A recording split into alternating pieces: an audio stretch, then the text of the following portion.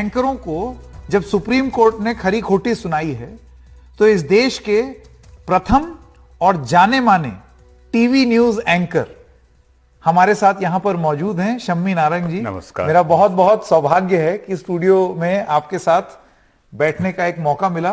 बचपन से बड़े हुए आपकी न्यूज सुन करके, और उसके बाद अब तो जैसे अभी आप बता रहे थे अब तो आपकी एक नई आइडेंटिटी बन गई है मेट्रो मैन की। हाँ, वो मैं वही बता रहा था कि पहले ज़माने में जब हम लोग हमारा तारुफ कराया जाता था तो कहते थे कि ये एक न्यूज़ एंकर हैं या न्यूज़ कास्टर हैं, समाचार वाचक हैं, और अब बड़े बड़े स्कूलों में बैनर लगते हैं कि मेट्रो अंकल आ गए। सो एनीवे, वो भी बहुत अच्छा लगता है। दोनों ही चीजें अपने आप में कॉम्प्लीमेंट कर रही हैं एक दूसरे को। लेकिन शम्मी नारंग जी, आपका प्रोफेशन है जी, और देखिए एक बार आदमी पत्रकार हो जाता है तो जीवन भर रहता है, आजीवन जी। मैं अभी भी मानता हूं कि अभी भी मुझे लग रहा था कि मैं आपसे बोल दूं कि आप ही हेडलाइन पढ़ दीजिए, आपका बिल्कुल मन कर रहा होगा। लेकिन आज का ये जो दौर है, जिस तरीके से आज सुप्रीम कोर्ट ने जो ऑब्जर्वेशंस किए हैं, जो टिप्पणी की हैं, जी, आपके जहन में क्या आता है, आपके मन में क्या आता है? क्या आप इस चीज से इत्तेफाक रखते हैं जो सुप्रीम कोर्ट ने बोला? जी हाँ, देर आए दुरुस्त आए। एक तो ये रहा, लेकिन जोक से बात मेरे को लगता है कि थोड़ा अफसोस भी होता है कि इस कुप्रथा को या इस गिरते रुझान को सही करने के लिए सुप्रीम कोर्ट जैसी संस्था को दखल देना पड़ा।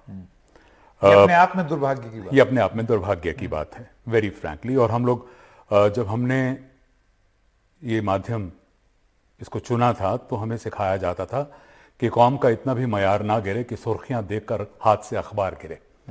तो वो जो था वो एक जहन में बात बिठा ली जाती थी। और मैं यहाँ अपने दर्शकों को और आपको भी बताना चाहता हूँ कि जब हम लोग पढ़ा करते थे दूरदर्शन में, तो जो देश में या जो आसपास या समाज में जो घटता था उसकी खबर लिखी जाती थी और वो लोगों तक परोस दी जाती थी, और उसमें किसी भी तरह का सनसनी का तड़का नहीं लगाया जाता था।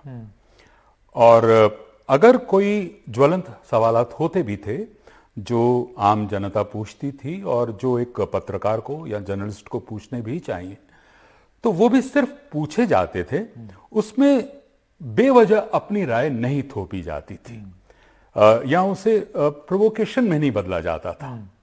लेकिन मैं आपको एक और बात बहुत अच्छी बताना चाहता हूं कि दंगे उस वक्त भी होते थे और हमसे उस वक्त भी पूछा जाता था कि क्या आप सरकारी तंत्र नहीं है आपका ये, क्या आप झूठ बोलते हैं? तो मैं हंस के कहता था नहीं, सच छुपा लेते हैं, है ना। तो वो इसलिए कह रहा हूं क्योंकि उसका एक मतलब था। माफ कीजिएगा, अगर कहीं कोई दंगे हुए, राइट्स हुए, आगजनी हुई, लूटमार हुई, तो उसको बहुत ही सटल वे में, ताकि कहीं भी कोई ज्वलंत या कोई रिएक्टिव ऑडियंस ना पैदा हो जाए। मतलब अगर सपोज कीजिए मुझे कहा अंग्रेजी में, तो हम तब भी थोड़ी लिबर्टी ले लेते थे कहने की। हिंदी में क्योंकि हमारी जो टारगेट ऑडियंस थी वो उनकी प्रतिक्रिया से बचने के लिए, तो हमने कहा कि यहां हुआ ना, तो हम जात का नाम लेते थे ना संप्रदायों का नाम लेते थे, तो कोशिश करते थे कि बहुत सटल वे में कह के निकल जाएं कि इसका कोई रिएक्शन ना हो, प्रतिक्रिया ना हो। तो इन तमाम बातों का ख्याल किया जाता था और ये हमें सिखाया भी जाता था। तो ये एक खूबसूरत बात थी उन दिनों की। और वेरी फ्रैंकली एक मकसद से और न्यूज़ पढ़ने आते थे हम लोग। हम जब घर से निकलते थे तो हमारे प्रोड्यूसर्स, हमारे एडिटर्स हमको कहा करते थे, ये मत सोचिए कि आप खबर को स्मूथली निकाल दीजिए, आप ये मान के चलिए कि आपकी खबरों को सुनने के लिए हर स्कूल, हर कॉलेज में कहा जाता है कि अगर आपने अपनी भाषा में सुधार करना है, उसके तौर तरीके सीखने हैं, कम्युनिकेशन के तौर तरीके सीखने, तो इन लोगों को देखिए और इन लोगों को सुनिए। तो वो जो कंधों पर जिम्मेदारी होती थी, आपकी हिंदी के लिए और रीनी जी की अंग्रेजी के लिए। जी जी जी। तो ये जो तमाम जिम्मेदारियां थी, इन पे ज्यादा तवज्जो दी जाती थी। और अगर कोई सवालात हैं भी जो अवाम या कोई दर्शक, हाजरीन नाजरीन पूछना भी चाहते थे, तो वो उसके लिए एक अलग से प्रोग्राम बनाया जाता था। जैसे बहुत अच्छे रिपोर्टर्स होते थे, जर्नलिस्ट होते थे, वो होमवर्क करते थे और उस पूरी चीज का, एक एक चीज का ख्याल रखते थे कि वो अपनी तरफ से कुछ भी ना कहें।